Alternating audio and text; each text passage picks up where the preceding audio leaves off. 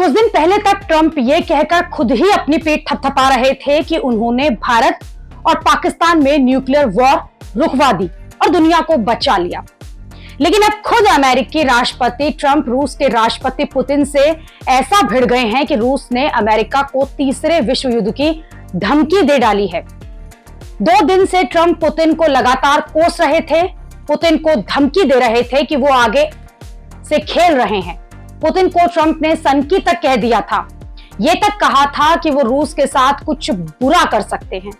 Trump को लग रहा था कि दुनिया वही चला रहे हैं, वो पुतिन को धमकाएंगे तो रूस यूक्रेन पर अपने नए ताबड़तोड़ हमले जो है वो रोक देगा। रूस ने ट्रंप को रियलिटी चेक करवा दिया और तीसरे युद्ध की धमकी देकर ट्रंप को अच्छे से समझा दिया। अब ट्रंप नेता हैं जो राष्ट्रपति चुनाव के दौरान बड़े बड़े वादे कर रहे थे कि वो 24 घंटे में यूक्रेन का युद्ध रुकवा देंगे। राष्ट्रपति बनने के बाद ट्रंप ने बहुत माहौल भी बनाया कि उनकी पुतिन से डील हो गई है, युद्ध रुक जाएगा, सीज फायर हो जाएगा। लेकिन उन्हें राष्ट्रपति बने भी 4 महीने हो गए हैं और ऐसा लग रहा है कि अब यूक्रेन युद्ध और भड़क जाएगा, क्योंकि ट्रंप भी ये धमकी दे रहे हैं कि यूक्रेन को हथियार देने पर जो रोक लगी है उसको वो हटा सकते हैं।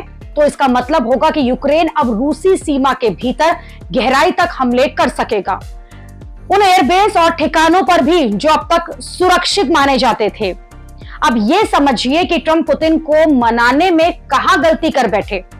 पहली वजह, ट्रंप ने पुतिन को समझाने में गलती की। ट्रंप को लगा कि वो पर्सनल लेवल पर पुतिन को से बात करके इस युद्ध को रुकवा देंगे।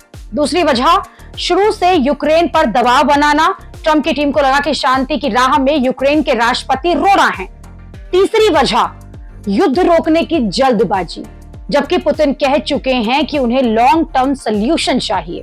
और चौथी वजह, अमेरिकी युद्ध खत्म करने से ज्यादा अमेरिका खनिज भंडार में दिलचस्पी दिखाने लगा। साफ है कि यूक्रेन युद्ध पर ट्रंप की रणनीति फेल होती हुई नजर आ रही है।